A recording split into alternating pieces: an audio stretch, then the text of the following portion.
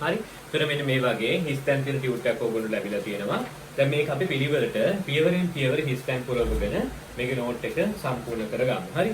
මේකෙදි ඔබට ඇක්ටිවිටි එකක් තියෙන්න ඕන නිසා රූප සටහන් මෙහෙම ඔබට ඇඳ ගන්නට අවශ්‍ය වෙන ඉඩ ප්‍රස්තාව උතන අපි ලබා දීලා තියෙනවා. ඒක නිසා ඔයගොල්ලන්ට මේක අර මාත් එක්ක ඉන්ටරැක්ෂන් එකක් එක්ක සම්පූර්ණ කරගෙන යන්න පුළුවන්. ඒක නිසා හොඳට අහගන්න. අපි මුලින්ම සාකච්ඡා කරන්නේ සෛල චක්‍රය යනු කුමක්ද සහ සෛල චක්‍රයේ මූලික සිද්ධාන්ත ගැන. හරි අපි ඉංග්‍රීසි වලින් කියනවා සෙල් සයිකල් කියලා. සිංහලෙන් කියනවා සෛල චක්‍රය කියලා. සිංහලෙන් කියනවා සෛල චක්‍රය කියලා. පැහැදිලිද? අපි සාකච්ඡා කරන්න යන්නේ සෛල චක්‍රය පිළිබඳව. මොකද්ද සෛල චක්‍රය කියලා කියන්නේ? මෙන්න මේක හොඳට අහගන්නකෝ.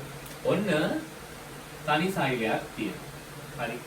මෙයා විභාජනය වෙලා නව සෛල දෙකක් බවට පත් වෙනවා. හරි. ද්විගුණ 2න් තනි සෛලයක් තියෙනවා. මෙයා විභාජනය වෙලා අලුත් සෛල දෙකක් බවට පත් වෙනවා. අලුත් සෛල දෙකක් බවට පත් වෙනවා. මේ විභාජනය වෙලා හැදෙන අලුත් සෛලයක් තියෙනවනේ. මේ විභාජනය වෙලා හැදෙන අලුත් සෛලය. මෙන්න මේ සෛලය නැවත විභාජනය වෙනවා. මෙයා නැවත විභාජනය වෙලා අලුත් සෛල දෙකක් බවට පත් වෙනවා. පැහැදිලිද? 2න් සෛල දෙකක් බවට පත් වෙනවා. මෙයාට පුළුවන් ආයි විභාජනය වෙලා සෛල දෙකක් බවට පත් වෙන්න. මට මෙතන ඔයාලට කියන්න ඕනකම තියෙන්නේ සෛල මේ විදිහට තමයි බෙදෙන්නේ. එක සෛලයක් විභාජනය වෙලා නව සෛල දෙකක් බවට පත් වෙනවා. හරි.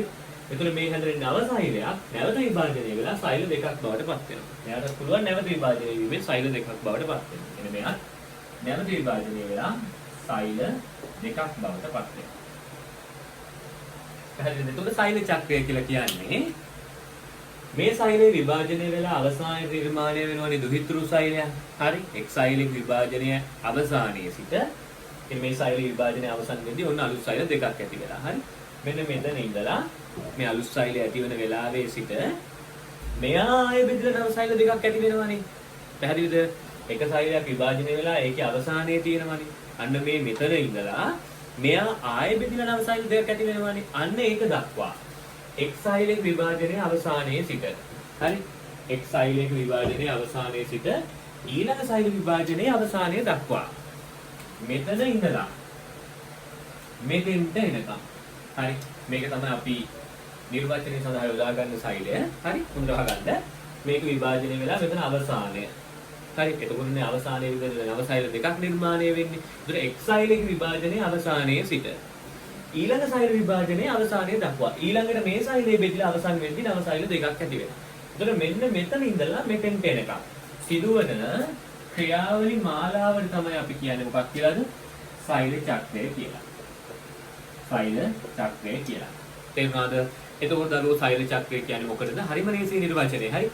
එක් සෛලයක විභාජනයේ අවසානයේ සිට ඊළඟ සෛල විභාජනයේ අවසානයේ දක්වා. මේකේ අවසානයේ ඉඳලා මේකේ අවසානයට. හරි. ඒ පැරණි විශේෂ නිර්දේශයක් මෙහෙමත් කිව්වා. මෙහෙම හරි. එක් සෛල විභාජනයේ ආරම්භයේ ඉඳලා ඊළඟ සෛල විභාජනයේ ආරම්භය දක්වා. දැන් මෙතන පටන් ගත්තා ඊළඟ මේක බෙදලා අවසන් වෙලා මෙයා විභාජනය වෙන්න පටන් ගන්නවා. එහෙම කියන්නත් පුළුවන්. හරි. MCQ වල එහෙම අහන්නත් පුළුවන්. එක් විභාජනයක අවසානයේ සිට ඊළඟ සෛල විභාජනයේ අවසානයේ දක්වා කියලා කියන්නත් පුළුවන්. අවසානයේ ඉඳලා අවසානයට නිර්වචනය කරන්නත් පුළුවන්. ආරම්භයේ ඉඳලා ආරම්භයට නිර්වචනය කරන්නත් පුළුවන්. මෙතන විභාජනය ආරම්භ වෙලා හැදෙන නව සෛල දෙක මෙයා විභාජනය වෙන්න පටන් ගන්නවා. ආරම්භය අතර. ආරම්භය අතර සිදුවන සිදුවීම් මාලාව කියලා කිව්වත් නිවැරදි. නැත්නම් අවසානයේ අතර සිදුවන සිදුවීම් මාලාව කියලා කිව්වත් නිවැරදි. ඒ අනුව දැන් අපිට දීලා තියෙන නව විශේෂ නිර්දේශයේ එක් සෛලයක විභාජනයේ අවසානයේ සිට ඊළඟ සෛල විභාජනයේ අවසානය දක්වා. එක් සෛලයක විභාජනයේ අවසානයේ සිට ඊළඟ සෛල විභාජනයේ අවසානය දක්වා. හරි. සෛල තුල සිදුවන සිදුවීම් මාලාවට නැත්නම් සෛල තුල සිදුවන සිදුවීම් අනුපිළිවෙල තමයි අපි කියන්නේ මොකක් කියලාද? සෛල චක්‍රය කියන්නේ. මේක ඇතුළේ ළමයි විවිධ සිද්ධි වෙනවා. අපි ඒව ගැන වෙනම ඉස්සරහට බලමු. හරිද? ඊට මුලින්ම අපි නිර්වචනය ලියා ගමු. ඔයාලට ඕන මේ රූප සලනඳ ගන්න. හරි. මෙතන පළමු සෛල විභාජනයේ අවසානය. හරි. මේක දෙවෙනි සෛල විභාජනයේ අවසානය.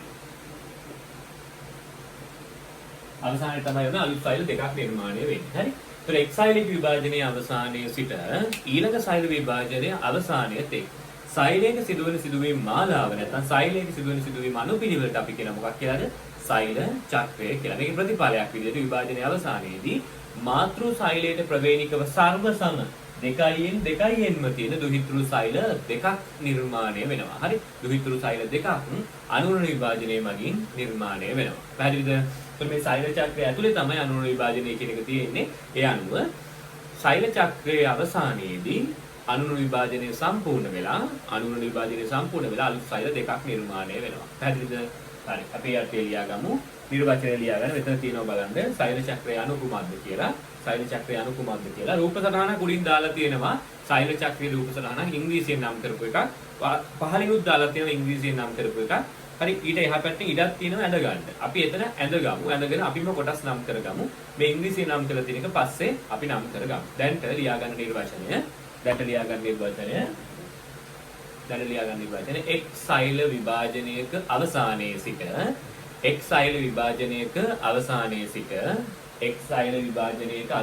සිට එක් සෛල විභාජනයක අවසානයේ සිට ඊළඟ සෛල විභාජනයේ අවසානය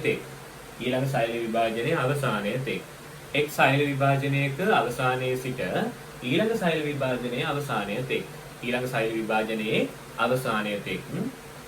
සෛල විභාජනයේ අවසානය තෙක් සෛලයක සිදුවන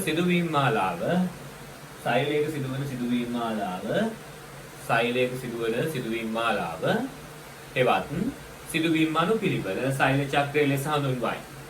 සෛලයක සිදුවන සිදුවීම් මාලාව හේවත් සිදුවීම් අනුපිළිවෙල සෛලයක සිදුවන සිදුවීම් මාලාව හේවත් සිදුවීම් අනුපිළිවෙල සෛල චක්‍රය ලෙස හඳුන්වයි. සෛලයක සිදුවන සිදුවීම් මාලාව හේවත් සිදුවීම් අනුපිළිවෙල සෛල චක්‍රය ලෙස හඳුන්වයි. සෛල චක්‍රය ලෙස හඳුන්වයි. සෛල චක්‍රය ලෙස හඳුන්වයි. සෛල චක්‍රය ලෙස හඳුන්වයි.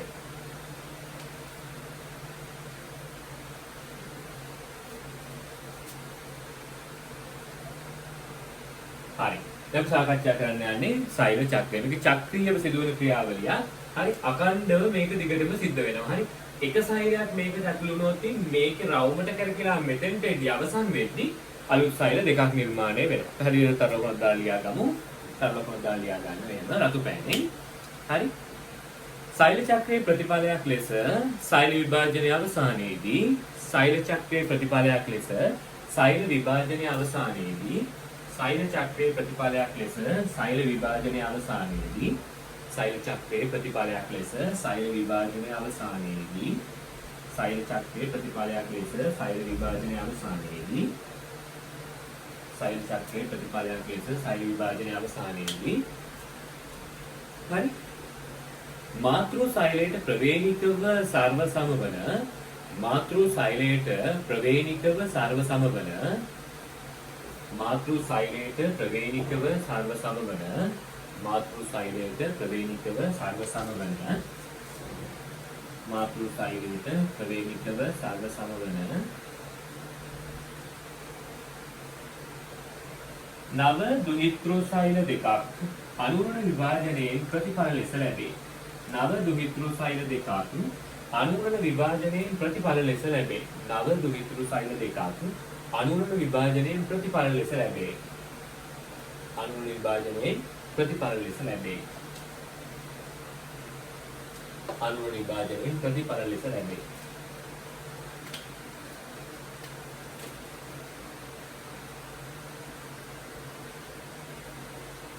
අනුරණ විභාජනයෙන් ප්‍රතිඵල ලෙස ලැබේ.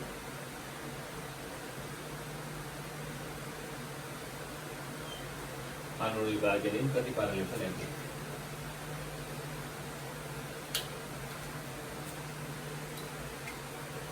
පැහැදිලිද?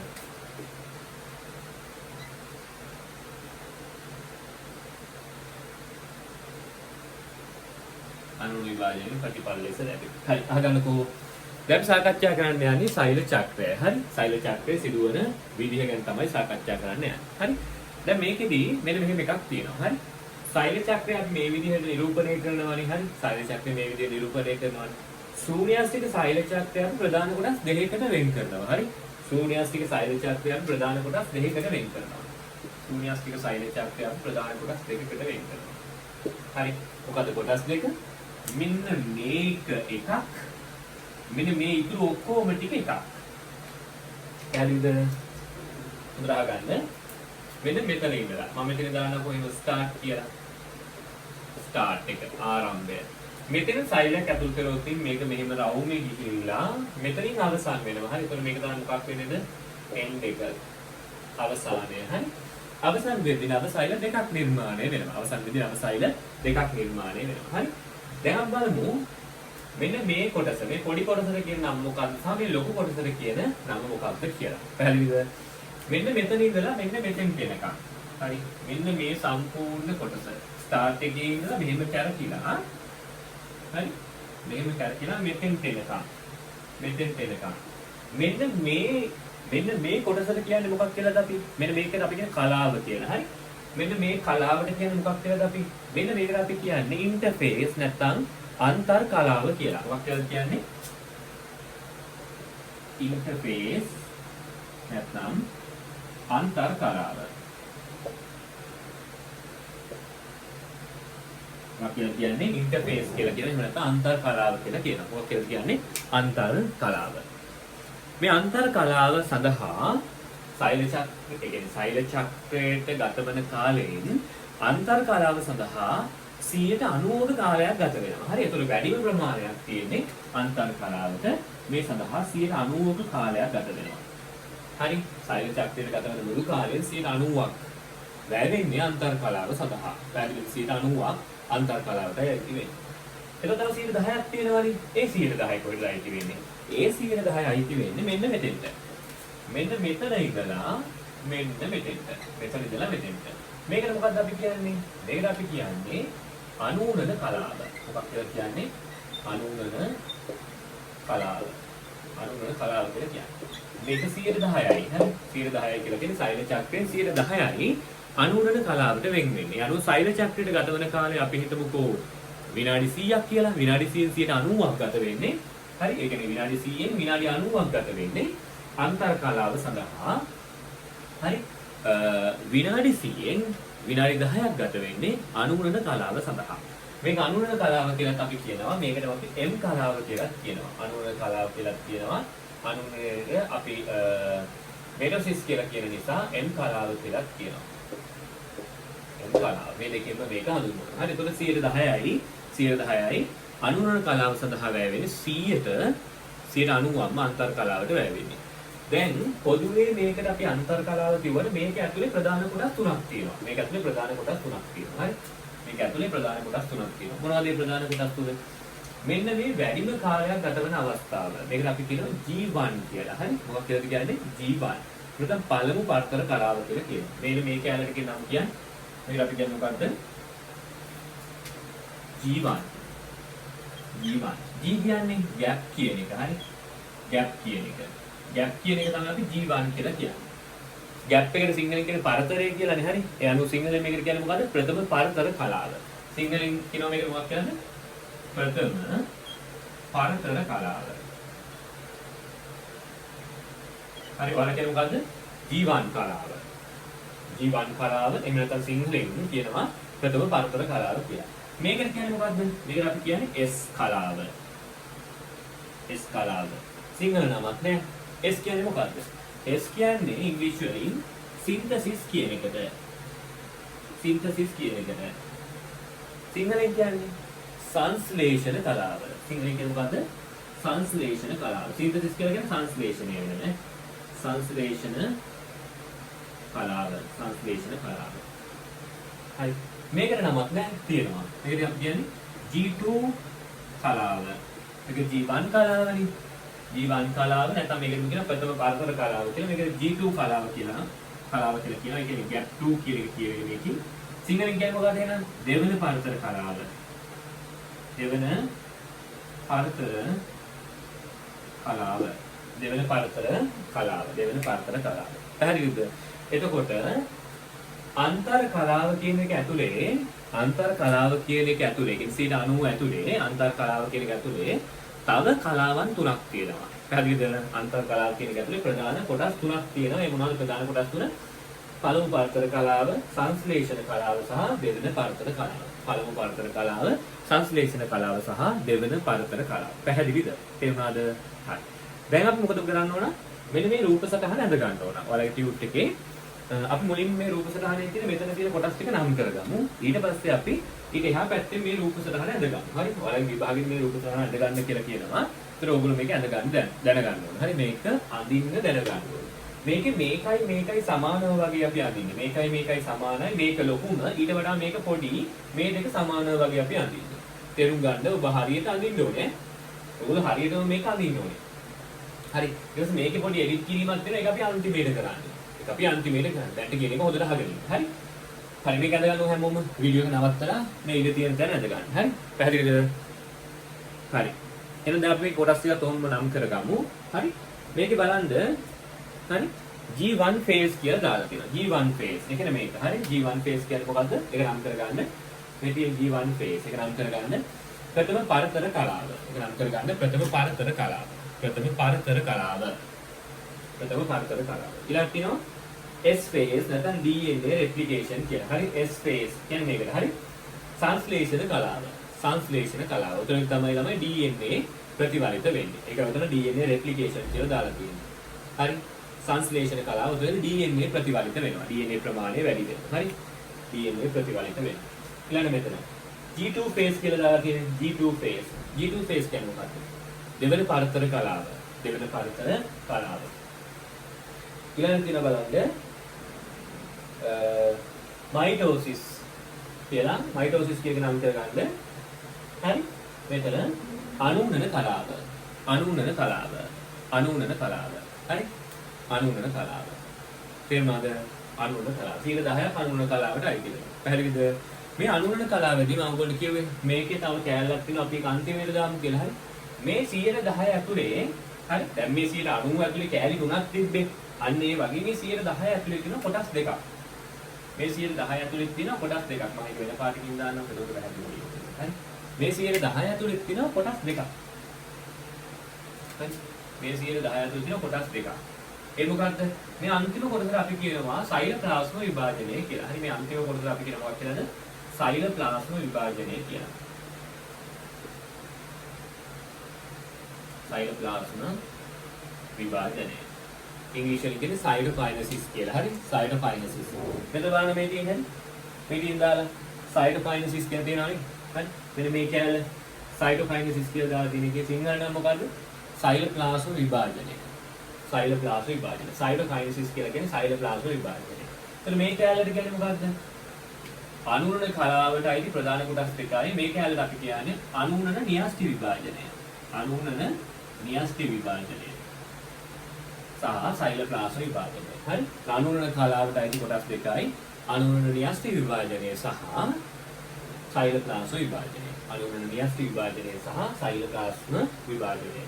අනුනන න්‍යෂ්ටි විභාජනය සහ සෛලප්ලාස්ම විභාජනය. මේක තමයි මොකක් වෙන්නේ? සෛල චක්‍රය වෙන්නේ. සෛල චක්‍රය වෙන්නේ. එතකොට අර මේ ස්ටාර්ට් එකට අපි එක සෛලයක් දුන්නොත් එහෙම රවුමි කැරකිලා මෙතෙන්ට සෛල දෙකක් බවට පත් වෙනවා. අර අපි දාපු සෛලයට සර්ව සම නව සෛල දෙකක් බවට පත් වෙනවා. දාපු සෛලයට සර්ව සම නව සෛල දෙකක් බවට පත් වෙනවා. අපි මෙතෙන්ට 100ක් දැම්මොත් රවුමි කැරකිලා මෙතෙන්ටදී දාපු 100ට සර්ව සම නව සෛල 100ක් එක්ක ඔක්කොම 200ක් හැදිලා තියෙනවා. හරි? දෙගුණයක් වෙනවා. පැහැදිලිද? සෛල චක්‍රයට ඇතුල් වෙන සෛල සංඛ්‍යාව සෛල චක්‍රය අවසන් වෙද්දී හරියටම දෙගුණයක් වෙනවා. හරියටම දෙගුණයක් වෙනවා. හරියටම දෙගුණයක් වෙනවා. පැහැදිලිද? හරියටම දෙගුණයක් වෙනවා. තේරුණාද? හරි. තව ඔයගොල්ලෝ මෙතන දැනගන්නවා තව වැදගත් කාරණා කිහිපයක් තියෙනවා. අපි මුලින්ම මෙන්න මේකේ මූලික නෝට් එක බලාගමු. එහා පැත්ත පිටුවට එන්න. එහා පැත්ත පිටුවට එන්න. මම මේ දක්වා ඔබට උගන්වපු ටික එහා පැත්ත පිටුවේ තියෙනවා. හරි? පැහැදිලිද? එහා පැත්ත පිටුවට එමු. හරි? ශූන්‍යාස්තික සෛල චක්‍රය. ශූන්‍යාස්තික සෛල චක්‍රය මේ අර්ථය බලන්න. අනුනනය කියලා තව වෙන මාතෘකාවක් දාලා තියෙනවා. එතකොට ශූන්‍යාස්තික සෛල චක්‍රය කියන එක ඇතුළේම තමයි අපි අනුනනය කියන එකත් සාකච්ඡා කරන්නේ. හරි? එතකොට අනුනනය කියලා කියන්නේ ශූන්‍යාස්තික සෛල චක්‍රය ඇතුළේ තියෙන එක කොටසක් විතරයි. හරි? සෛල චක්‍රය කියලා කියන්නේ මේ ඔක්කොම. ඒකේ 10%ක් විතරයි අනුනනයට අයිති වෙන්නේ. පැහැදිලිද? එතකොට අනුනනය විස්තර කරන්න කියලා මේ විභාගෙදී අහුවොත් එහෙම ඔබ මුළු සෛල චක්‍රයම විස්තර කළ යුතුයි. ඉතින් මේ 110 විතර විස්තර කරලා ලකුණු 150ක් දෙන්නේ නැහැ රචනා ප්‍රශ්නවල. ඒ නිසා මතක තියාගන්න දරුවෝ මේ 110 විතරක් විස්තර කළ වැඩක් නැහැ.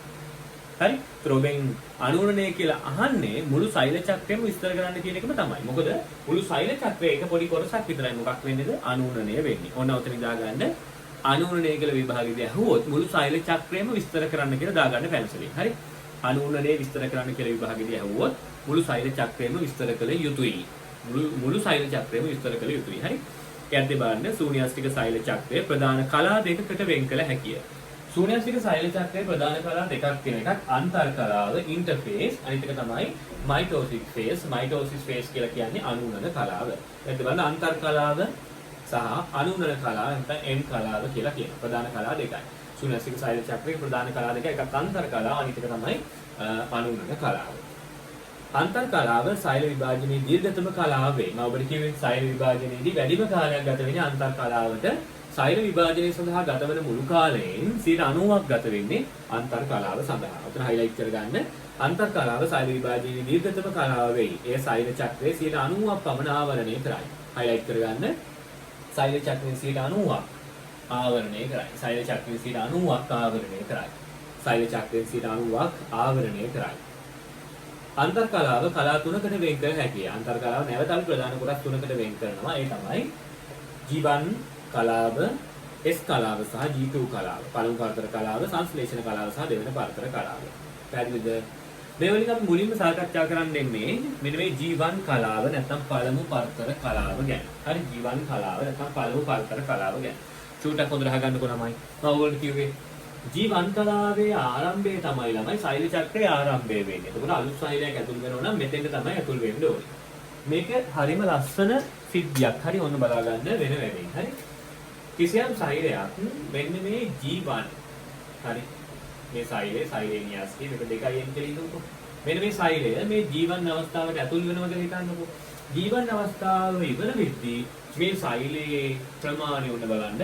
මේ සෛලයේ ප්‍රමාණය මෙන්න මේ වගේ. ඔයගොල්ලෝ පේනවත් දන්නේ නැහැ වීඩියෝ එකෙන් බලමු. මම චූට්ටක් ඒ පැත්තට හරවන්න. හරි. මෙන්න මේ වගේ සෛලය. මේ මොකද අපෝ සෛලයට බාරලා හැදිලා. මේ මොකද මේ සෛලයට වෙලා තියෙන්නේ? සෛලය ලොකු වෙලා. සෛලෙට මොකද වෙලා තියෙන්නේ? සෛලය ලොකු වෙලා. එතකොට ඔයගොල්ලෝ නිකන් දල අදහසක් තියෙන්න ඕනේ. එහෙනම් G1 වලදී සෛල ලොකු වෙනවා. G1 වලදී සෛල ලොකු වෙනවා. දැන් ඔයාලා නිකන් හිතලා කියන්නේ ඔයාලා ලොකු උනේ කොහොමද? ඔයාලා ලොකු දේවහාස්කමකි. බම්බුව දේවහාස්කමකි.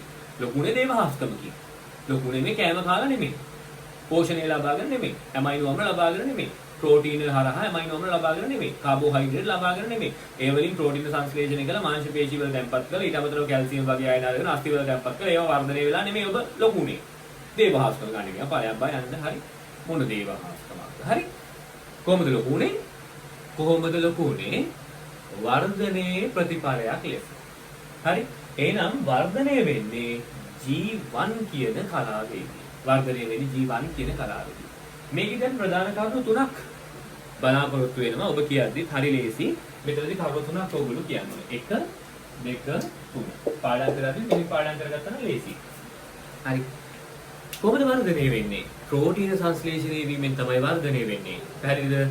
ප්‍රෝටීන සංශ්ලේෂණය වීමෙන් වර්ධනය වෙන්නේ. වැඩිපුර ප්‍රෝටීන හැදෙන්න මාංශ පේශි වල තැම්පත් වෙනවා. එතකොට අපි වර්ධනය වෙලා ලොකු වෙනවා. හරි? ඔයගොල්ලෝ දැකලා ඇති සමහර කට්ටිය weight lifting බර උස්සනවා. ඇයි ඒ?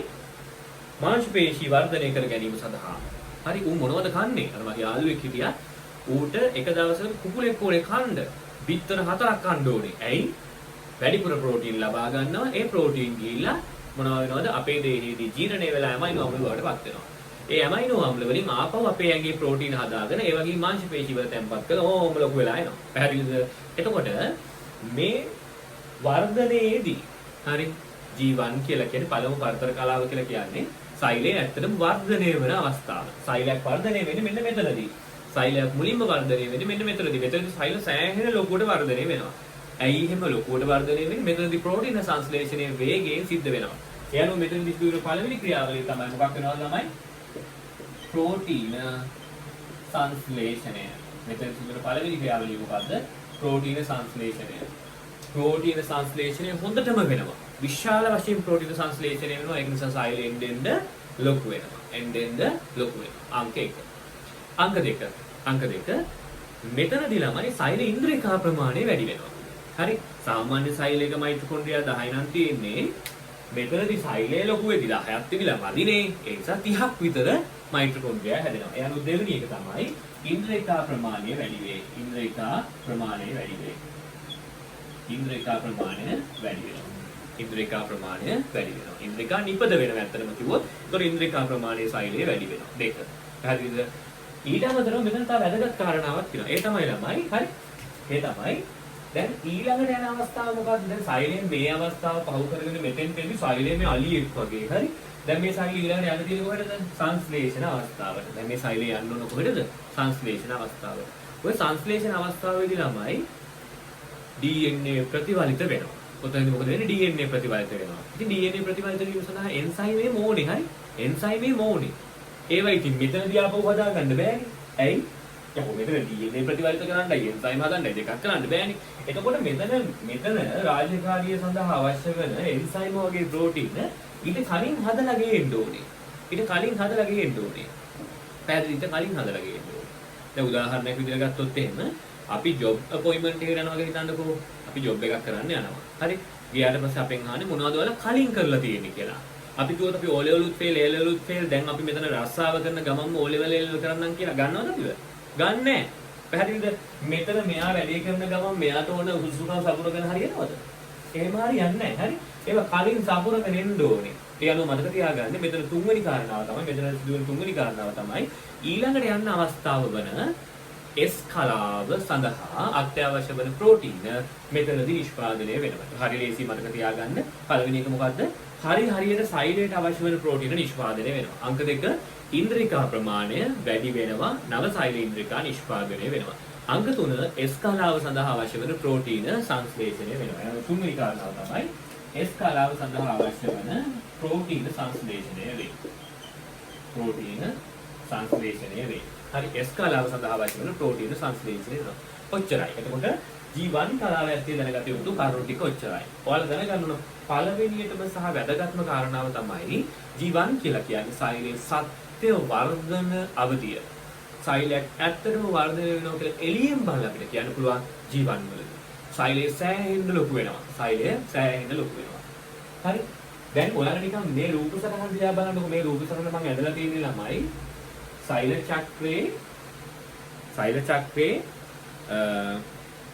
චක්‍රේ සඳහා ගතවන කාලයට අනුරූපව තමයි මේ රූප සටහන ඇදලා තියෙන්නේ. එතකොට දැන් මෙතන බලන්න මේ අන්තර් කලාව දිහා බලන්න 90ක් වන අන්තර් කලාවේ කැලි තුනක් තියෙනවානේ. මේ තුنين වැඩිම කොටසක් ඇවිල්ලා තියෙන්නේ කොහෙද? මෙන්න මෙතෙන්. ඔබට පේනවා ඇති අන්තර් කලාවේ වැඩිම කාලයක් ගත වෙන්නේ කොතෙන්ද? මේ සත්‍ය වර්ධන අවධිය වෙන පළමු පරතර කලාවට. හරි? සත්‍ය වර්ධන අවධිය වෙන පළමු පරතර කලාවට. ඒතකොට මේකත් ඔයගොල්ලෝ දැනගන්න අන්තර් කලාවේ. ඒ කියන්නේ මේ 90ෙන් වැඩිම කාලයක් ගත වෙන්නේ මෙයාට. සෛල චක්‍රයෙන් 90ක් ගත වෙන්නේ අන්තර් කලාවට. ඒක පැහැදිලිනේ.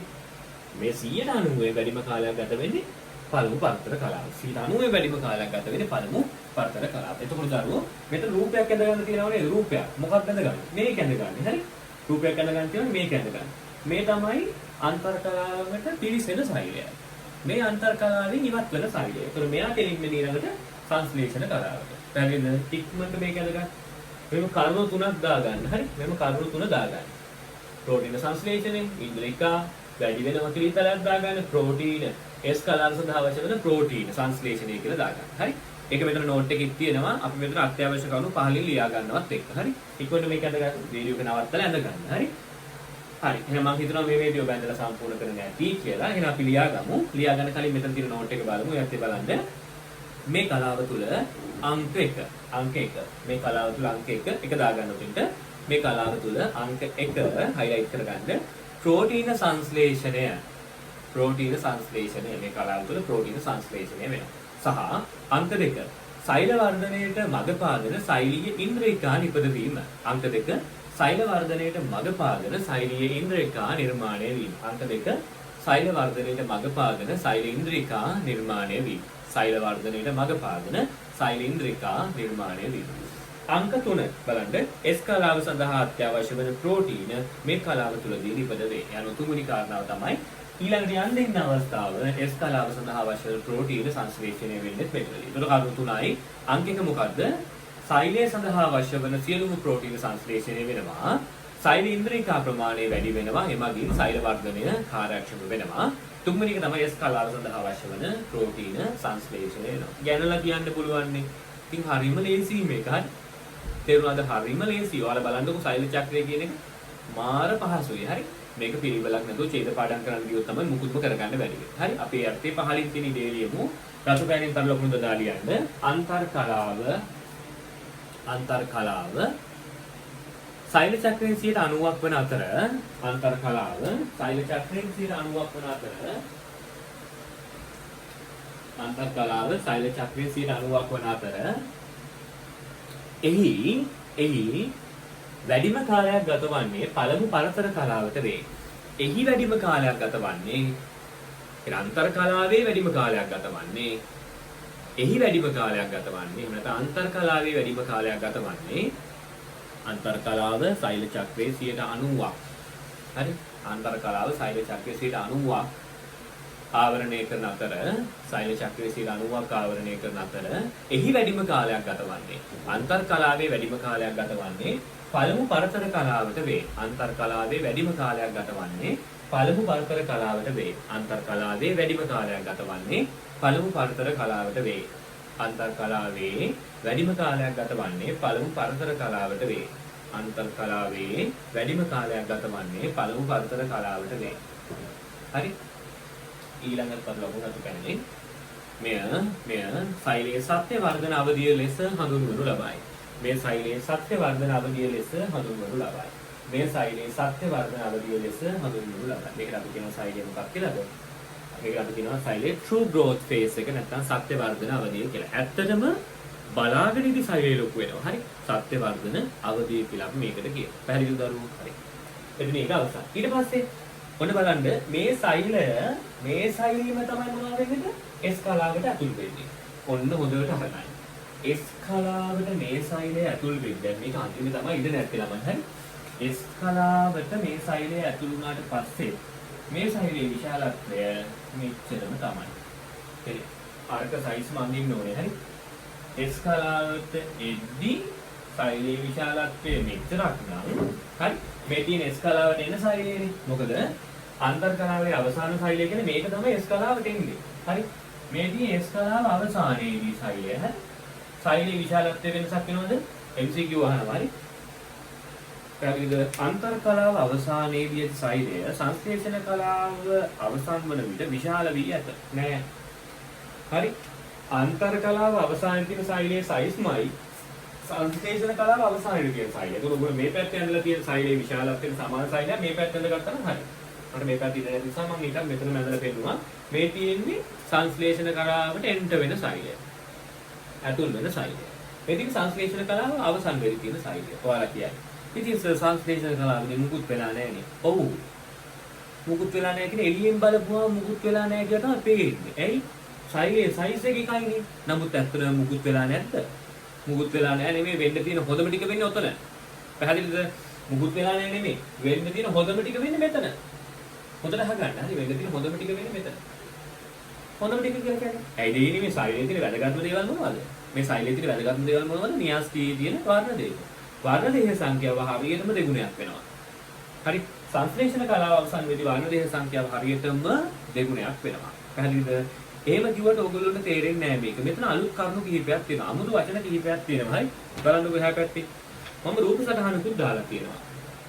ඒකට හේතුව තමයි මෙතන තියෙන කරුණු පැහැදිලි කිරීම සඳහා ඔබට ටිකක් වැඩිපුර උගන්වන්න සිද්ධ වෙනවා. ඒ නිසා මම ඕගොල්ලන්ට DNA අණු නිර්මාණය වෙලා තියෙන්නේ කොහොමද සහ DNA අණු ඇසිරෙන්නේ කොහොමද කියලා පොඩි අවබෝධයක් ලබා දීම සඳහා පොඩ්ඩක් ඔන්න වැදගත් කරුණු කිහිපයක් උගන්වනවා හොඳට අහගන්න. හරි දැන් මම මේක මකලා ඉන්න කරන්න.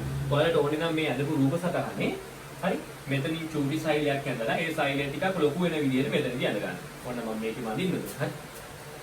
ඒ සෛලයේ සයිස් තමයි මෙතනින් එළියට එන සෛලය. හරි. මම මේකත් මකන්න. නැත්තම් මට මේකට ඉඩ මදි වෙයි. හරි. ඔය බලන්න දරුවෝ. මෙතනින් ඇතුල් වෙනවා නම් මේ සයිස් සෛලය. හරි. මෙතනින් එළියට එන සෛලය මෙච්චර ලොකු වෙලා. හරි. तो වෙනවනේ සෛලය වර්ධනය වෙලා. හරි. මේ සෛලයම තමයි මේකට එන්ටර් වෙන්නේ. ඒතර මෙතනින් එළියට එද්දිත් ඒ සෛලය මේ සයිස්මයි. හරි. සෛලය මේ සයිස්මයි. හරිද? සෛලය මේ සයිස්මයි. සෛලය විශාල වෙන්නේ නැහැ. මේක ඇතුලෙන් ආවා කියලා සෛලය විශාල වෙන්නේ නැහැ. physically normal cell. එළියෙන් බැලුවොත් එහෙම මුකුත්ම වෙනසක් නැහැ සෛලයක් වගේ පේන. ඇතුලෙන් හරියට වෙන්න ඕන ටික ඔක්කොම වෙලයි තියෙන්නේ. දැන් බලමු මොනවද ඇත්තටම ඔය කියන විදිහට වෙලා තියෙන්නේ කියලා. හරි හොඳට අහගන්නකෝ. ඔයාලට මතක ඇති DNA අණුව. ඒක අමතක වෙන්න විදිහක් නැහැ නේද සර් කියයි. ඇත්ත නේද නේ? ඒවා පොඩි දේවල්නේ. DNA අණුව මතකයිනේ. මතකයි නේ? කවුද මේ DNA අණුවේ ආකෘතිය ඉදිරිපත් කරේ? වොට්සන් සහ ක්‍රික්. වොට්සන් සහ ක්‍රික් කියන විද්‍යාඥයෝ දෙන්න තමයි DNA අණුව සඳහා වන ද්විත්ව හේලික්ෂ ආකෘතිය ඉදිරිපත් කරේ. ළමයි වොට්සන් සහ ක්‍රික් ඉදිරිපත් කරේ සංශුද්ධ DNA අණුව සඳහා වොට්සන් ක්‍රික් ආකෘතිය. සංශුද්ධ DNA අණුව සඳහා. නමුත් එහෙම එකක් ලෝකෙ කොහෙවත් හොයාගන්න හම්බෙන්නේ නැහැ. ඇයි? DNA අණු සංශුද්ධ විදිහට තියෙන්නේ නැහැ. DNA අණු හැමතිස්සෙම ප්‍රෝටීන වලට බැඳලා අපිරිසිදු වෙලයි තියෙන්නේ. පැහැදිලිද? සරලව මතක තියාගන්න අපිරිසිදු වෙලා වගේ දෙයකට ලක් වෙලයි තියෙන්නේ. DNA වලට හැමතිස්සෙම මොනවද බැඳෙනවද? මේ එළියෙන් එන ප්‍රෝටීන අණු බැඳෙනවා. හරි. අපි දැන් බලමු කොහොමද ඒක වෙන්නේ කියලා. මේ තියෙන්නේ මොකද්ද? මේ තියෙන්නේ ද්විත්ව හේලික්ෂය. මේ තියෙන්නේ මොකද්ද? ද්විත්ව හේලික්ෂය. කවුද ඉදිරිපත් කරේ? වොට්සන් සහ ක්‍රික්. හරි දැන් ඉතින් මෙතනින් එහාට දිගටම දෙක ඇඳගන්නේ දෙක ඇඳ ඉන්න බෑනේ කරදරයිනේ. ඒක නිසා මම මේ දෙකම තනි රේඛාවකින් නිරූපණය කරනවා. ඕන බලන්න මේ දෙකම තනි රේඛාවකින් නිරූපණය කරනවා. ඒ දෙකම තනි රේඛාවකින් නිරූපණය කරනවා. සංශුද්ධ DNA අණුව වොට්සන් සහ ක්‍රික්. මේ දෙකම තනි රේඛාවකින් නිරූපණය කරනවා. හරි. ඔන්න හොඳට අහගන්න. හොඳට බලා ගන්න. හරි. ප්‍රෝටීන જાතියක් තියෙනවා. මොනවද තියෙන්නේ? ප්‍රෝටීන જાතියක්. ප්‍රෝටීන જાතියක් තියෙනවා. නමක් තියෙනවා. ඒවට අපි කියන්නේ හිස්ටෝන ප්‍රෝටීන කියලා. මොනවද කියන්නේ? හිස්ටෝන ප්‍රෝටීන. මොකක්ද නම? හිස්ටෝන ප්‍රෝටීන. හිස්ටෝන ප්‍රෝටීන. මේ බෝලයක් වගේ තියෙන ප්‍රෝටීන නම මොකද්ද? හිස්ටෝන ප්‍රෝටීන. මොකද නම? හිස්ටෝන ප්‍රෝටීන. හිස්ටෝන ප්‍රෝටීන. ඔන්න ලස්සන වැඩක් වෙන බලා ගන්න. මම ප්‍රෝටීන ටික වෙන පාටින් අදින්නන්නේ. ඒක ලස්සනට පේනවා. බලාගෙන ඉන්න මේ ප්‍රෝටීන ටික. හරි. ඔන්න බලන්න වෙන වැඩේ. හරි. මෙන්න මේ සංශුද්ධ ද්විත්ව හේලික්ෂ DNA අණුව ළමයි මේ හිස්ටෝන ප්‍රෝටීන කියන කබුළු ඇටේ වගේ තියෙන ප්‍රෝටීනයේ වටේ වට දෙකක් එකෙනවා. හරි. කබුළු ඇටේ වගේ තියෙන ප්‍රෝටීනයේ වටේට වට දෙකක් එකෙනවා. වට දෙකක්. 1යි 2යි. 1යි 2යි. 1යි 2යි. වට දෙකක් එකෙනවා. ඔයාලා ඒ මොකටද සර්? කබුළු මාලයක් හදන්න. හරි? කබුළු මාලයක් හදන්න. හොඳට බලා ගන්නකො හරි? හිස්ටෝන ප්‍රෝටීන කියන කබුළු ඇටයක් වගේ තියෙන ප්‍රෝටීනයේ වටේට සංශුද්ධ DNA අණුව වට දෙකක් එකෙනවා. වට දෙකක් එකෙනවා. දැන්ට වට දෙකක් එකෙනවා කියලා මතක තියාගන්න. ඕවා ගැන ඉස්සරහට වෙනම උගන්වනවා. හරි? වට දෙකක් එකෙනවා. එතිලා හැදෙනවා කබුළු මාලයක්. හරි? හිස්ටෝන ප්‍රෝටීන වටා වට දෙකක් එකකින් නිර්මාණය වෙනවා කබුළු මාලයක්. මේ එක පබළුවක විස්තම්භය කීයද? මේකට අපි කියන්නේ 10යි නැනෝමීටර් කියලා. මේ ඔක්කොම මතක තියාගන්න ඕනේ MCQ අහන ඔයගොල්ලෝගෙන්. හරි? පැහැදිලිද? මේ එක පබළුවක විස්තම්භය කීයද? නැනෝමීටර් 10යි. හරි. මේ ප්‍රෝටීන අණු එකිලා නිර්මාණය වෙන පබළුවට කියනවා අපි ලස්සන නමක් ළමයි. හරි? මේ ප්‍රෝටීන ඔන්න බලන්න මේ ප්‍රෝටීන ගෝලිකා වටේට DNA අණුව වට දෙකක් ඇතුළට පස්සේ මේ පොදු ව්‍යුහයට කියනවා අපි ලස්සන නමක්. හරි? මේ පොදු ව්‍යුහයට කියන ලස්සන නම. මොකද්ද අපි කියන්නේ? මේ පොදු ව්‍යුහයට අපි කියනවා නියුක්ලියෝසෝම ඒකකයක් කියලා. මොකක් කියලාද කියන්නේ? නියුක්ලියෝසෝම ඒකකයක්. මොකක් කියලාද කියන්නේ? මෙන්න මේක අලුත් නම් මේවා ඉගෙන ගන්න. නියුක්ලියෝසෝම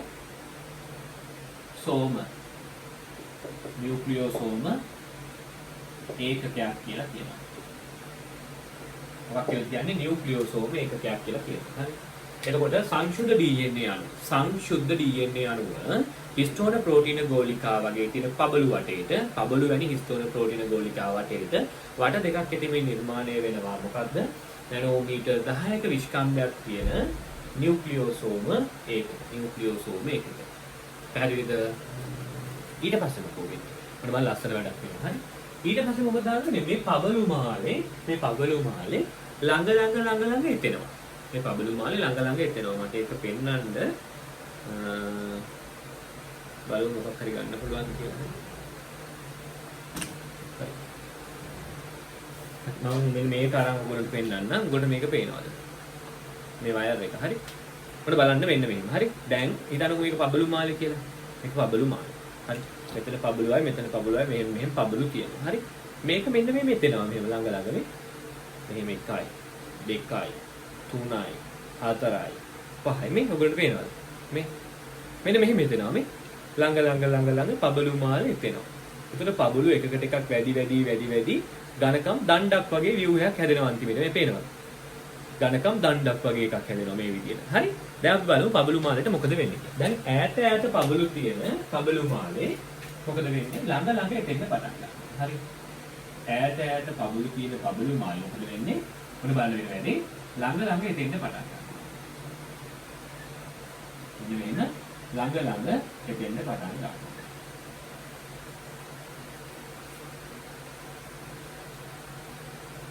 මේ පාර එටි කියන්නේ පබළු මාලෙම තමයි මේ අර පබළු මාලෙම තමයි හොඳට බලාගෙන ඉන්න. හරි. පබළුව මැද තියෙන්නේ. හරි. දැන් ඈත කිමු ටික ලඟ වෙනවා. ලඟ වෙලා දණ්ඩක් වගේ විවිධක් බවට පත් වෙනවා. මේ පබළු ටික තමයි මැද තියෙන්නේ. තේරුණාද? හරි. දැන් මෙන්න මේ වගේ දණ්ඩක් වගේ විවිධක් නිර්මාණය වෙනවා. මේ වගේ දණ්ඩක් වගේ වේවි. මේකට මොකද්ද කියන්නේ? මේක විස්කම්භය බලපුවහම විද්‍යාඥයෝ දැක්කා මේක විස්කම්භය නැනෝමීටර් 30යි කියලා. නැනෝමීටර් 30යි කියලා. මෙන්න මේ නැනෝමීටර් 30 තන්තුව වගේකට විද්‍යාඥයෝ දුන්න ලස්සන නමක්. විද්‍යාඥයෝ කිව්වා මේ නැනෝමීටර් 30 තන්තුවට මොකක් කියලාද? ක්‍රොමැටින් කියලා. මොකක් කියලාද කියන්නේ? ක්‍රොමැටින් කිව්වා. විද්‍යාඥයෝ ලස්සන නමක් දුන්නා ක්‍රොමැටින්. ඒකට දරුවෝ MCQ වලදී අහන ඕගොල්ලෝගේ ක්‍රොමැටින් කියන්නේ නැතුව සමහරක් වෙලාවට 30 නැනෝමීටර් තන්තුව කියලා ඔයගොල්ලෝගෙන් අහනවා. දරුවෝ 30 නැනෝමීටර් තන්තුව කියලා කියන ක්‍රොමැටින් වලටමයි. ඒතකොට ඔයගොල්ලෝ එක දැනගෙන ඉන්න ඕනේ. පැහැදිලිද? උසස් පෙළදී අපි මේ කියන ටික හොඳට අහගෙන ඉන්න. හරි? අපි කියන විදිහට මේව මතක තියාගන්න. එතකොට ඔයගොල්ලන්ට ඕන ප්‍රශ්නෙකට උත්තර ලියන්න පුළුවන්. ඔයාලගේ පඬිතුකම තමයි මොකද්ද? ඔයාලා කියන දේ අහගන්න. පස්සේ නෝට් එකක් බලනවා කියලා හිතාගෙන ඉන්නවා. එතකොට විභාගෙට ගියාට පස්සේ 30 නැනෝමීටර් තන්තුව කියලා අහුවට පස්සේ ඌ උඩ ගියම බලනවා. මොකක්ද කො 30 නැනෝමීටර් තන්තුව කියලා කියන්නේ කියලා. දැන් ඌට මතක නැහැ මොකද්ද 30 නැනෝමීටර් තන්තුව කියන්නේ කියලා. ඒකට හේතුව තමයි පඬිතුකම. කියන එක අහගෙන ඉන්නෙත් නැහැ. කියද්දි අවබෝධ කරගන්නෙත් නැහැ. ලියාගන්න කියන එක ලියාගන්නෙත් නැහැ. ඒ නිසා දරුවෝ හොඳට තේරුම් ගන්න. හොඳට අහගන්න සංශුද්ධ DNA අණුව තියෙනවා හිස්ටෝන ප්‍රෝටීන කියලා පබළු වගේ ප්‍රෝටීන තියෙනවා. ඒ ප්‍රෝටීන වටේට සංශුද්ධ DNA අණුව වට දෙකක් හදෙනවා. මම මෙතන ගන්න වට දෙකක් කියලා ඈ. වට දෙකක් හදෙනවා. වට දෙකක් හදලා නිර්මාණය වෙනවා ළමයි මේ වගේ පබළු මාලයක්. ඈත පබළු තියෙන පබළු මාලයක්. හරි? ඈත පබළු තියෙන පබළු මාලේ එක පබළුවක විස්කම්බේ නැනෝමීටර් 10යි. හරි? නැනෝමීටර් කියන්නේ මොකක්ද කියලා භෞතික විද්‍යාවකරු උගන්වලා තියෙනවනේ. ඩෙස් සෙන්ටිමීටර් මයික්‍රෝ නැනෝපිකෝ. හරි? ඒ අණුව නැනෝ කියලා කියන්නේ 10/9යි මීටර් කියන එක. පැහැදිලිද? ඒ අනුව නැනෝමීටර් 10ක විස්කම්භයක් තියෙන පබළු වලින් සමන්විත වෙන ඈත පබළු තියෙන මාලයක් හැදෙනවා. ඊට පස්සේ මොකද වෙන්නේ? මේ පබළු මාලේ ළඟ එතෙනවා. එතිලා හදනවා 30 නැනෝමීටර් විස්කම්භයක් තියෙන දණ්ඩක්. හරි? 30 නැනෝමීටර් විස්කම්භයක් තියෙන දණ්ඩක්. අර මම ඔයගොල්ලෝ කලින් පෙන්නුවේ වයර් එක අල්ලලා. හරි? බලන්න. තරන්ට එක වදින්න දන්නෙත් නැහැ. හරි? බලාගන්න මෙහෙම. දැන් මේක මෙහෙම එතෙනවානේ. 2යි 3යි 4යි 5යි 6යි මෙහෙම එතෙනවානේ. හරි? මේ හැදෙනවනේ දණ්ඩා. පේනවනේ. හරි? මේකේ මෙහෙම විස්කම්භය ගත්තොත් මේ විස්කම්භය කොච්චරද? මේ හැදෙන දණ්ඩේ විස්කම්භය කොච්චරද? එතන විස්කම්භය කොච්චරද? 30 නැනෝමීටර්. 30 නැනෝමීටර්. හරි? 30 නැනෝමීටර් විස්කම්භයෙන් දණ්ඩක් හැදෙනවා. මේකට කියන කෙටි නම තමයි ක්‍රොමැටින්. 30 නැනෝමීටර් තන්තුවට කියන නම. 30 නැනෝමීටර් මම මේ තන්තුව කියලා දාන්න. 30 නැනෝමීටර් තන්තුවට කියන කොහොමද කියලාද? ක්‍රොමැටින් කියලා. පැහැදිලිද? එතකොට හොඳට මතක තියාගන්න දරුවෝ. හරි? හොඳට මතක තියාගන්න සාමාන්‍යයෙන් අපි හැමෝගෙම කොහෙන් හරි සෛලයක් ගත්තොත් ඒ සෛලේ න්‍යාස්තියාසේ DNA තියෙන්නේ කොහොමද? ක්‍රොමැටින් ස්වරූපේ. මේ ස්වරූපයෙන් තමයි ළමයි DNA අන්තර්ගත වෙන්නේ. ඒතර ඔයගොල්ලෝ කියයි නෑනේ සර් DNA තියෙන වර්ණ දේහවලනේ. වර්ණ දේහ ඔබට දකින්න පුළුවන් වෙන්නේ විභාජනය වෙන මෙන්න මේ අවස්ථාවේදී පමණයි. මෙන්න මෙහෙදි තමයි ළමයි මොනවා වෙන්නේද වර්ණ දේහ තියෙන්නේ. මේ මුළු අවස්ථාවන් සියල්ලන්ගේම DNA තියෙන්නේ මේ ස්වරූපේ. DNA තියෙන්නේ ක්‍රොමැටින් ස්වරූපේ. ඔබේ දෛහික සෛලයක් අරගෙන ඒකේ න්‍යාස්තියාසේ තියෙන DNA බැලුවොත් තියෙන්නේ කොහොමද? ක්‍රොමැටින් ස්වරූපේ. ඒ නිසා මේක ගොඩක් වැදගත්. මම මෙතෙන් දාන්නම්. මේක පුන පුනා MCQ අහන ඕගොල්ලෝගේ විභාජනයේ නොවන ඕනම සෛලයක. විභාජනය නොවන ඕනම සෛලයක. හරි. DNA තියෙන්නේ ක්‍රොමැටින් ස්වරූපේ. DNA තියෙන්නේ ක්‍රොමැටින් ස්වරූපේ. DNA තියෙන්නේ ක්‍රොමැටින් ස්වරූපේ. ක්‍රොමැටින් ස්වරූපේ. පැහැදිලිද? එතකොට අණුවන විභාජනය වෙද්දී තමයි ක්‍රොමැටින් ආය ඝනීභවනය වෙලා වර්ණ දේහය බවට පත් වෙන්නේ. මේක වෙන්නේ අණුවන විභාජනය ඇතුළේදී. අපි ඒක අණුවනයේදී බලමු. අණුවනයේ තුලදී තව මොනවා වෙන්නද? මේ ක්‍රොමැටින් ටික වර්ණ දේහය බවට පත් වෙන්නේ. එතකොට දැන් මෙහෙම හිතන්නකො හරි. ඔබට කියනවා මෙහෙම.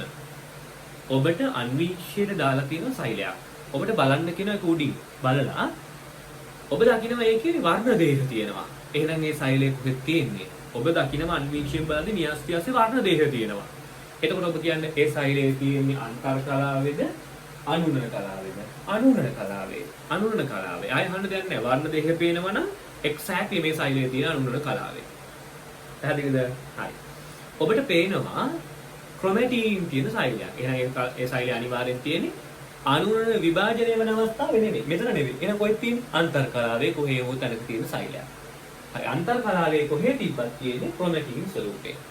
හරි. අණුවන විභාජනය පටන් ගත්තට පස්සේ අණුවන විභාජනය කියන්නේ මේ කැලේ පටන් ගත්තට පස්සේ තමයි මේ වර්ණ දේහ කියන ඒවා නිර්මාණය වෙන්නේ. අණුවන විභාජනය තුලදී තමයි වර්ණ දේහ කියන ඒවා නිර්මාණය වෙන්නේ. පැහැදිලිද? හරි. දරුවෝ මෙතන රූප සටහන් කීපයක් දාලා තියෙනවා. අපි මුලින් මේ ටික නම් කරගමුද? හරි. මුලින් මේ ටික නම් කරගමු. උඩින්ම රූපයක් තියෙනවා පේනවද? උඩින්ම රූපයක්. හරි. ඒ මොකක්ද ඒ පෙන්වලා තියෙන්නේ? එකම DNA අණුවෙන් පිටපත් දෙකක් හැදෙනවා පේනවද? එකම DNA අණුවෙන් පිටපත් දෙකක් නිර්මාණය වෙනවා. හරි. මේ තියෙන එකම DNA අණුව ඒකෙන් පිටපත් දෙකක් නිර්මාණය වෙනවා. පේනවනේ? අලුත් දෙකක් හැදෙනවනේ. ඒක පළවෙනි රූප සටහන් උඩින් තියෙනවා බලන්න මාතෘකාවක් ඉංග්‍රීසියෙන් දාලා DNA replication. DNA replication කියලා මාතෘකාවක් දාලා තියෙනවා. එතන ලියා ගන්න DNA ප්‍රතිවලිත වෙමින් නව පිටපත් දෙකක් නිර්මාණය වේ. DNA ප්‍රතිවලිත වෙමින් පිටපත් දෙකක් නිර්මාණය වේ. DNA ප්‍රතිවලිත වෙමින් පිටපත් දෙකක් නිර්මාණය වේ. පළවෙනි රූපේ කොටුවක් දාගන්න. පළවෙනි රූපේ DNA ප්‍රතිවලිත වෙමින් පිටපත් දෙකක් නිර්මාණය වේ.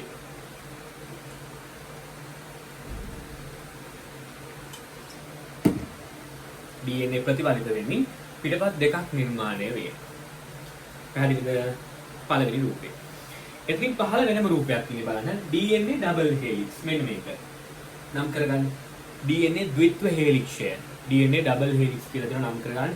DNA ද්විත්ව හේලික්ෂය. කවුද හඳුන්වලා දුන්නේ? වොට්සන් සහ ක්‍රික්. ඒකත් ලියා ගන්න. DNA ද්විත්ව හේලික්ෂය. වොට්සන් සහ ක්‍රික්. එතනම ලියා ගන්න. ඒක සංශුද්ධ DNA අණුව. ඒක සංශුද්ධ DNA අණුව. ඒකේ මොනවත් මේ සම්බන්ධ වෙලා නැහැ. ඇත්තටම DNA මෙහෙම තියෙන්නේ නැහැ කවදාවත්. හරි මේ විදිය තමයි තියෙන්නේ.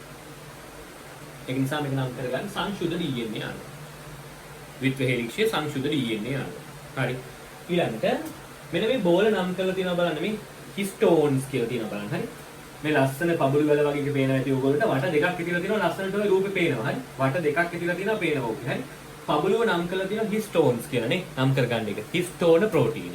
නම් කරගන්න හිස්ටෝන ප්‍රෝටීන. අද තියෙන පබුළුවේ නම හිස්ටෝන ප්‍රෝටීන. හිස්ටෝන ප්‍රෝටීන.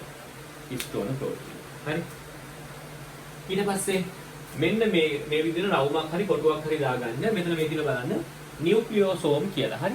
මේ සම්පූර්ණ ඒකකයට දැන් අපි කියනවා නියුක්ලියෝසෝම ඒකකයක් කියලා. ඒක නම් කරගන්න සම්පූර්ණ ඒකකයට අපි කියනවා නියුක්ලියෝසෝම ඒකකයක් කියලා. නියුක්ලියෝසෝම ඒකක. ඔයාලට අවශ්‍ය නම් මේ රූපය අඳ ගන්න. හරි. මේක අඳගත්තා නම් හොඳයි කියලා මට හිතෙනවා. හරි. මෙතන මේ ඉඩ තියෙන තැනක අඳගත්තා නම් හරි. නියුක්ලියෝසෝම ඒකක. නියුක්ලියෝසෝම ඒකක. නැනෝමීටර් 10ක විස්කම්භයක් තියෙන. ඒකත් නම් කරගන්න. ඒකත් ඕනේ. ඊට පස්සේ මේ පබුළු වල ළඟ විතෙනවා. පිටිලා හැදෙනවා බලන්නකෝ. ක්‍රොමැටින් ෆයිබර්. කියනෝනේ ක්‍රොමැටින් ෆයිබර්. ඒ කියන්නේ මේක හරි. මේකට අපි කියන්නේ මොකද්ද? ක්‍රොමැටින් තන්තුව. ක්‍රොමැටින් තන්තුව. ක්‍රොමැටින් තන්තුව. ක්‍රොමැටින් ෆයිබර්. එහෙම නැත්නම් ක්‍රොමැටින් තන්තුව. ක්‍රොමැටින් තන්තුව. ක්‍රොමැටින් ෆයිබර් එක නැත්නම් ක්‍රොමැටින් තන්තුව. හරි. මේකම අපි කියනවා 30 නැනෝමීටර් තන්තුව කියලා. මේකේ විස්කම්භය කොච්චරද?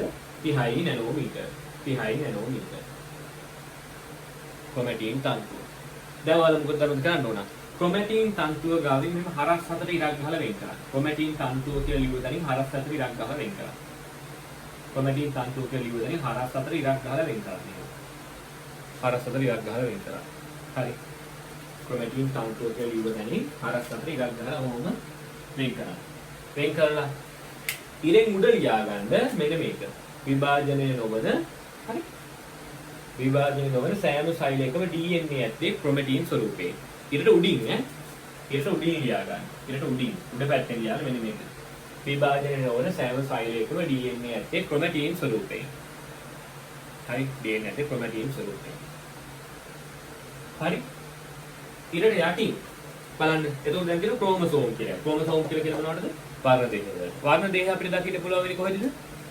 අණුවන විභාජනය තුලදී. හරි. එතන ලියා ගන්න වර්ණ දේහ ගාවින් ලියා ගන්න. වර්ණ දේහ දක්නට ලැබෙන්නේ අණුවන විභාජනය තුලදීය. වර්ණ දේහ දක්නට ලැබෙන්නේ අණුවන විභාජනය තුලදීය. වර්ණ දේහ දක්නට ලැබෙන්නේ අණුවන විභාජනය තුලදීය. වර්ණ දේහ දක්නට ලැබෙන්නේ අණුවන විභාජනය තුලදීය. වර්ණ දේහ දක්නට ලැබෙන්නේ අණුවන විභාජනය තුලදීය. අපිට වර්ණ දේහ දකින්න පුළුවන් වෙන්නේ අණුවන විභාජනය කියන එක ඇතුළේදී. පැහැදිලිද? අණුවන විභාජනය කියන එක ඇතුළේදී. තේරුණාද? හරි. පැහැදිලිනේ? හරි. දැන් ඔන්න රූප සටහන හරි. දැන් ඔයාලට තේරෙනවා ඇති මම මේ ටික මෙච්චර මේ ඔයගොල්ලෝ මේ ටික පැහැදිලි කරේ මොකක් කියන්නද? මෙන්න මේ ක්‍රොමැටින් කියන වචනේ කියන්නේ. හරි. ගොඩක් ගුරුවරුන් නම් මොකුත් කරන්නේ නැහැ. ක්‍රොමැටින් කියලා જાතියක් තියෙනවා ළමයි. DNA ඒ විදිහට තමයි තියෙන්නේ කිව්වා. මතක තියාගන්න කියලා කිව්වා. පැහැදිලිද? නමුත් දැන් ඔයාලට තේරෙනවා ඇති අවබෝධයෙන් සංශුද්ධ DNA අණුව තමයි ක්‍රොමැටින් කියලා කියන්නේ. සංශුද්ධ DNA අණුව ප්‍රෝටීනත් එක්ක එකතු වෙලා පියවර දෙකක් කරහා ගමන් කරනවා. මුලින්ම හැදෙනවා පබළු වැලක්. ඊට පස්සේ පබළු වැලේ පබළු ළඟ ළඟ ඉඳලා නිර්මාණය වෙනවා 30 නැනෝමීටර් තන්තුවක්. අන්න ඒ තන්තුව තමයි අපි කියන්නේ ක්‍රොමැටින් කියලා. ඒතර ක්‍රොමැටින් කියන වචනේ කොහේ ගියා යවුනොත් එimhe ඔයගොල්ලන්ට මේ රූප ස්කන්ධ මැවිලා පේන්න ඕන. මෙන්න මේක තමයි ක්‍රොමැටින් කියලා කියන්නේ. මෙන්න මේක තමයි ක්‍රොමැටින් කියලා කියන්නේ. වඩාත්ම හොඳයි මේක ඇඳලා දාගත්තා නම්. හරි? මේක ඇඳලා දාගත්තා නම්. හරි? දැන් මෙතන ළමයි මතක තියාගන්න ඕන කරුණු දෙකයි. මෙතන මතක තියාගන්න ඕන කරුණු දෙකයි. මොනවද මතක තියාගන්න ඕන? මෙතනදී ඔයගොල්ලෝ ප්‍රධාන වශයෙන් දැනගන්න ඕනේ. හරි? මෙන්න මේ S අවධියේදී හරි මෙන්න මේ S අවධියේදී DNA ප්‍රතිඵලිත වෙනවා. මේ S අවධියේදී මොකද වෙන්නේ? අංක 1 DNA ප්‍රතිඵලිත වෙනවා. S අවධියේදී කරුණු දෙකයි අපි සාකච්ඡා කරන්නේ. අංක 1 මොකද්ද? DNA ප්‍රතිඵලිත වෙනවා. DNA ප්‍රතිඵලිත වෙනවා. අංක 1 මොකද්ද? DNA ප්‍රතිඵලිත වෙනවා. කියන DNA ප්‍රමාණය හරියටම දෙගුණයක් වෙනවා. හරි අපි හිතමුකෝ මෙහෙම මෙතනදී DNA ටික මැන්නා කියලා. මෙතනදී DNA ටික මැනලි ග්‍රෑම් 2ක් නම් තිබ්බේ. මෙතෙන්ටදී DNA ටික ග්‍රෑම් 4 වෙලා. මම ඒකනේ ඔයාලට කිව්වේ. මේකෙදි මේ සෛලය ගත්තොත් එහෙම දරුවෝ හොඳට මතක තියාගන්න. මේකෙදි මේ සෛලය ගත්තොත් එහෙම සෛලයේ වර්ධනයක් අපිට එළියෙන් පේන්නේ නැහැ. හරි? න්‍යෂ්ටි ASCII තමයි ඒ ඔක්කොම සිද්ධ ටික වෙන්නේ. හරි? සෛලයේ වර්ධනයක් අපිට එළියෙන් පේන්නේ නැහැ. න්‍යෂ්ටි ASCIIදී තියෙන DNA ප්‍රමාණය හරියටම දෙගුණයක් වෙනවා. ඕගොල්ලෝ පේනවාද ග්‍රෑම් 2ක් නම් තිබ්බේ ග්‍රෑම් 4ක් වෙනවා. විභාගෙදී MCQ අහනවා. හරි? විභාගෙදී MCQ අහනවා මෙහෙම මේ පළමු පරතර කලාවේ අවසානයේදී සෛලයක න්‍යෂ්ටියේ පළමු පරතර කලාව අවසානයේදී සෛලයක න්‍යෂ්ටියේ DNA ප්‍රමාණය නැනෝග්‍රෑම් 2800ක් විය. නැනෝග්‍රෑම් 2800ක්. න්‍යෂ්ටියකින් DNA ප්‍රමාණය. සංශ්ලේෂණ අවධිය අවසන් වන විට මුළු DNA ප්‍රමාණය කොච්චරද? 2800 වගේ දෙගුණයක්. හරි? ඒ කියන්නේ 5600ක්. 28 56යි හරි 5600ක්. හරි? නැනෝග්‍රෑම් 5800ක් තියෙනවා. MCQ වලට මේව ඕන වෙනවා. හරි? ඒ නිසා මේ සිද්ධාන්ත අවබෝධ කරගන්න. මෙතනදී ළම DNA ප්‍රමාණය හරියටම දෙගුණයක් වෙනවා. ඒකට හේතුව DNA ප්‍රතිවලිත වෙලා සාර්ධ සම පිටපත් දෙකක් නිර්මාණය වෙන නිසා. දෙගුණයක් වෙන්නේ ඉන්නේ මේ විදිහට. හරි? එච්චරද වෙන්නේ? නෑ. හොඳට හදන්න. මේ හිස්ටෝන ප්‍රෝටීන කියන හැදෙන්නේ මෙතනදීමයි. ඒතර මතක තියාගන්න. මෙතනදී DNA ප්‍රතිවලිත වෙනවා වගේම DNA ප්‍රතිවලිත වෙලා අලුත් පිටපත් හැදෙනවා. දැන් මේ DNA අණුව ප්‍රතිවලිත වෙලා අලුත් පිටපත් දෙකක් හැදෙනවා. අලුත් පිටපත්. අලුත් DNA අණු දෙකක් හැදෙනවා. හරි? අලුත් DNA අණු දෙකක් හැදෙනවා.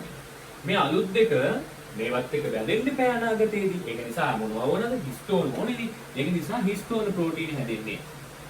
මෙන්න මෙතනදීමයි. හිස්ටෝන ප්‍රෝටීන සංශ්ලේෂණය වෙන්නේ මෙන්න මෙතනදීමයි.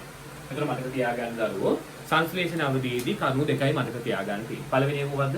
සංශ්ලේෂණ අවධියේදී DNA ප්‍රතිවලිත වෙලා DNA ප්‍රමාණය හරියටම දෙගුණයක් වෙනවා. පළවෙනි කාරණාව. දෙවෙනි එක හැදෙන DNA අණු සම්බන්ධ වෙන්න ඕන නිසා හිස්ටෝන ප්‍රෝටීන සංශ්ලේෂණය වෙන්නේ කොහෙද? හිස්ටෝන ප්‍රෝටීන සංශ්ලේෂණය වෙන්නේ මෙතනදිමයි. මොකද මෙතනදී මෙයා තමයි දන්නේ හිස්ටෝන ප්‍රෝටීන කියන්නේ මොන වගේ ප්‍රෝටීනයක්ද කියලා. හරි ඒක නිසා මෙයා මොනව කරනවද? DNA ප්‍රතිවර්ධන වෙන අතරතුරදී ප්‍රතිවර්ධන වෙලා හැදෙන අලුත් DNA අණු සඳහා හිස්ටෝන ප්‍රෝටීන සංශ්ලේෂණය කරනවා. එතකොට මෙන්න මේ කලාවේදී දාන මොනවා වෙන්නේද? කරුණු දෙකක් වෙන එකක් DNA ප්‍රමාණය හරියටම දෙගුණයක් වෙනවා. අංක දෙක මොකද්ද? අංක දෙක තමයි මෙතන වැදගත්ම කාරණාව වෙන්නේ. ඒ තමයි හිස්ටෝන ප්‍රෝටීන සංශ්ලේෂණය වෙනවා. පැහැදිලිද? හරි. එහෙනම් දැන් අපි S කලාව කියන තැන දෙමු. S කලාව. හරි S කලාව. මෙතන කරුණු දෙක දාලා තියෙනවා. හරි. කරුණු දෙක බලනකොට පළවෙනි එක.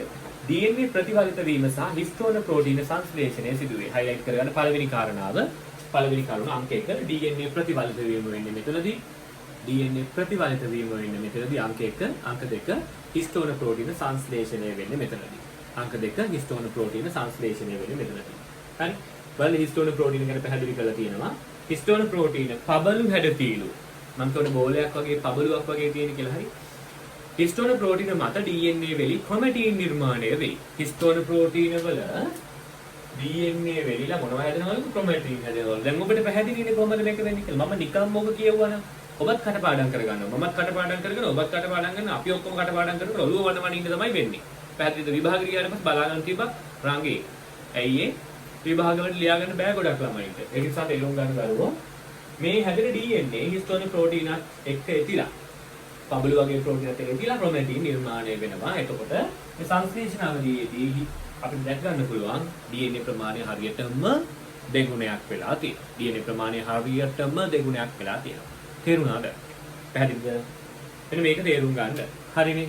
දැන් තව වැදගත් කාරණාවක් තියෙනවා මෙතනදී. ඒ තමයි මම ඔයගොල්ලෝ කිව්වේ DNA ප්‍රමාණය හරියටම දෙගුණයක් වෙනවා කියලා. ඒක රතු පැනල ලියාගන්න MCQ කියලා දාලා. හරි රතු පැනල ලියාගන්න මෙන්න. හරි. මෙම කලාව අවසන් වන විට න්‍යෂ්ටියෙහි අන්තර්ගත DNA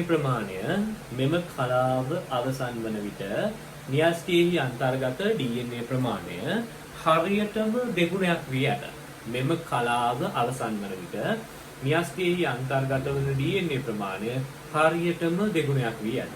මෙම කලාව අවසන් වන විට න්‍යෂ්ටියේ අන්තර්ගත DNA ප්‍රමාණය හරියටම දෙගුණයක් වී ඇත. හරියටම දෙකේ ගුණාකාරයකින් වැඩි වෙලයි තියෙන්නේ.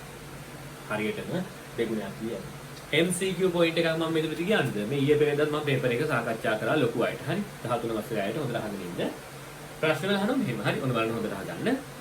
සංශ්ලේෂණ අවධියේදී DNA ප්‍රතිවලිත වීම පමණක් සිදුවේ. වැරදි. හරි. නැත්නම් මෙහෙම කියනවා. සංශ්ලේෂණ අවධියේදී ප්‍රෝටීන සංශ්ලේෂණය සිදු නොවේ. අපි බලනවා සංශ්ලේෂණ අවධිය නේද? ඔව්නේ. DNA ප්‍රතිවලිත වීම නෙවෙන්නේ ප්‍රෝටීන හැදෙන්න විදිහක් නැහැ. වැරදි කියලා ගහනවා. වැරදි නෙමෙයි. මේ හරි කියලා ගන්නවා වැරදි ඒක. ඒකට හේතුව මොකද්ද? ඇයි හිස්ටෝන ප්‍රෝටීන සංශ්ලේෂණය වෙන්නේ? එතකොට මෙතනදී ප්‍රෝටීන සංශ්ලේෂණයක් වෙනවා. ඔයගොල්ලෝ මතක ඇතිනේ. G1 කලාවේදී ප්‍රෝටීන සංශ්ලේෂණයක් වෙනවා. S අවධිය සඳහා අවශ්‍ය වෙන ප්‍රෝටීන සංශ්ලේෂණයකුත් වෙනවා. දෙපාරක් කියනවනේ. සෛලය සඳහා අවශ්‍ය වෙන ප්‍රෝටීන සංශ්ලේෂණයක් වෙනවා. ඊට අමතරව ගත්තොත් එහෙනම් මොකද වෙන්නේ? ඉන්ද්‍රිකා ප්‍රමාණය වැඩි වෙනවා. ඊට අමතරව S අවධිය සඳහා අවශ්‍ය වෙන ප්‍රෝටීන සංශ්ලේෂණය වෙනවා. මෙතන අපි දෙපාරක් ප්‍රෝටීන සංශ්ලේෂණය වෙනවා කියලා කියනවා මෙතනදී. ඒතර මෙතනත් ප්‍රෝටීන සංශ්ලේෂණය වෙනවා. මෙතනත් ප්‍රෝටීන සංශ්ලේෂණය වෙනවා. හරිද? මෙතනත් ප්‍රෝටීන සංශ්ලේෂණය වෙනවා. දැන් මේක සාකච්ඡා කරන්න ගියාට පස්සේ මෙතනත් ප්‍රෝටීන සංශ්ලේෂණය වෙනවා. මෙතනත් ප්‍රෝටීන සංශ්ලේෂණය වෙනවා. එතකොට දරුවෝ මෙන්න මේ කියන අන්තර්කලාව ඇතුලේ තියෙන පොදුවේ අන්තර්කලාව කියලා කියන්නේ 90ක් නේ. මෙන්න මේ 90 ඇතුලේ තියෙන පළමු පරතර කලාව, සංශ්ලේෂණ කලාව, දෙවන පරතර කලාව කියන දැන් තුනේදීම ප්‍රෝටීන සංශ්ලේෂණය වෙනවා. විභාගෙදී MCQ අහන ඕන පැත්තකින් ලියලා තියාගන්න. පළමු පරතර කලාව, දෙවන පරතර කලාව සහ සංශ්ලේෂණ අවධිය කියන තුනේදීම ප්‍රෝටීන සංශ්ලේෂණයක් වෙනවා. මෙතනදී හැබැයි හිස්ටෝන කියන ප්‍රෝටීන තමයි සංශ්ලේෂණය වෙන්නේ. කොහොම හරි ඉතින් ප්‍රෝටීනයක් සංශ්ලේෂණය වෙනවනේ හරි. මෙතනදී හිස්ටෝන කියන ප්‍රෝටීන තමයි සංශ්ලේෂණය වෙන්නේ. පැහැදිලිද? තේරුම් ගන්න. ඊට පස්සේ අපි සාකච්ඡා කරන්න යනවා දෙවන පරතර කලාව ගැන. හරි.